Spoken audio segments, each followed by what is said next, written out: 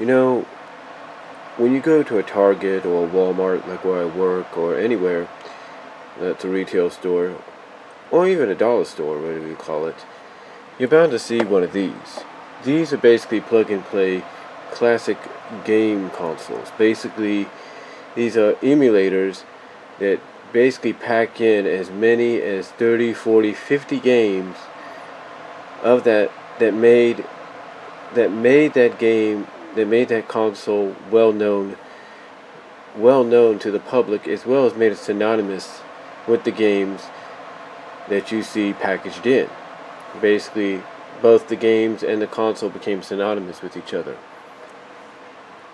So when you take a look at a console like this, the Atari 2600 Flashback, or as it's known as the Flashback 5, or you take a look at the 7800 Flashback, or even the ColecoVision or Intellivision flashbacks, and you notice the games that are packaged with them, whether the licensed games, original games, whatever, those are because those are the games that were synonymous with those consoles, and vice versa. And when you see companies like, let's say, AtGames also releasing controllers that, let's say you're fortunate enough to still have your Atari 2600 up and functional, are compatible with that, that's pretty cool. So imagine mine and everybody else's astoundment when we found out that Nintendo this November 11th, that is, will be releasing for about $60, $59.95, the NES Classic Edition, the Nintendo Entertainment System Classic Edition, which itself is a plug-and-play game.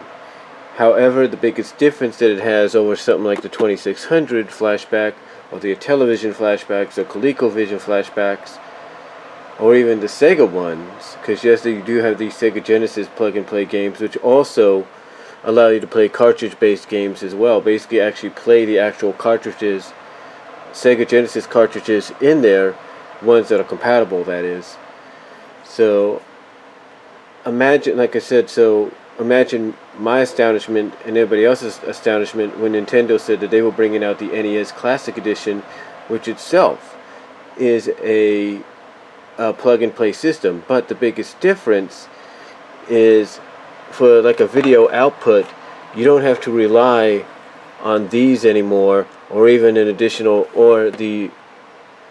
on those kind of cables anymore. I should say. Well, basically, you won't have to just rely on these cables with the additional red cable, audio-video cable with it. No, you'll also have the option of doing HDMI output. So in other words, a TV like this, you'll be finally able to play your games. Now, will they be full screen to fill up the whole screen, or will they be like the Wii U, or the Wii U, basically where it'll only get like a boxed-in version of the game? We don't know that yet. Now, the other thing, of course, is the controllers. Now, the controllers are basically what the Nintendo, are basically just like the original NES controllers. The only difference is the output port. The output port is basically similar to what you have with a Wii U controller, or Wii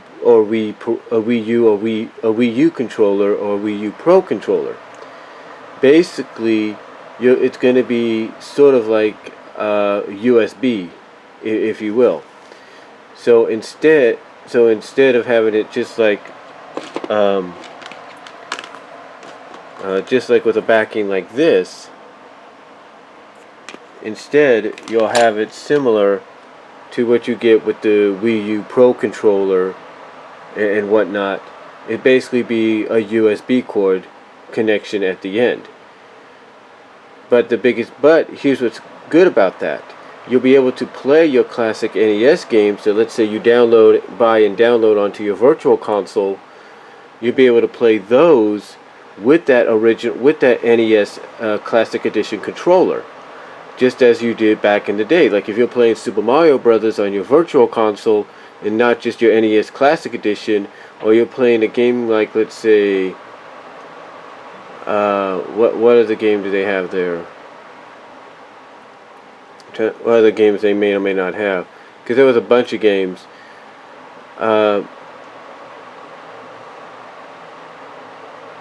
What else did they have?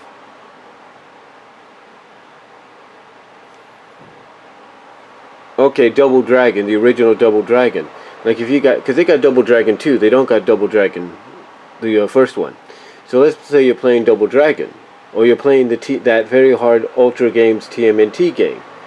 You'll be able to play them just like you did back when you played them on the original NES with that Classic Edition controller, which is basically a replica of the original NES controller. The only difference being the input for the controller is going to be that similar of a USB port, a USB input controller to the Wii U.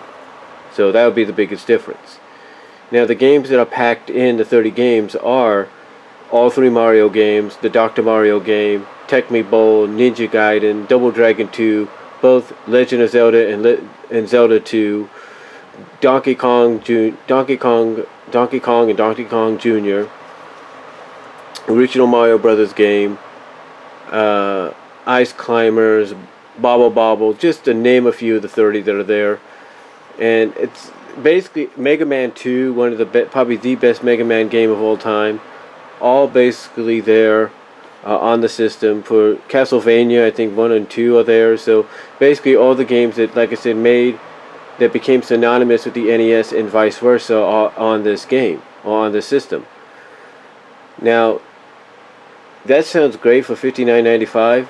And there are, I will admit, because I loved what Pat Contreras did, nice little parody of how some fans may not feel, how some fans, classic old school gamers, may feel about this system, basically not happy with it. Because there are some that will not be happy with it. But there's going to be a bunch of others that are happy with it because I like it. I like the idea. I mean, yeah, it is a handheld, so basically it fits in the palm of your hand. So it's kind of like in the palm of your hand kind of size. So I like that idea.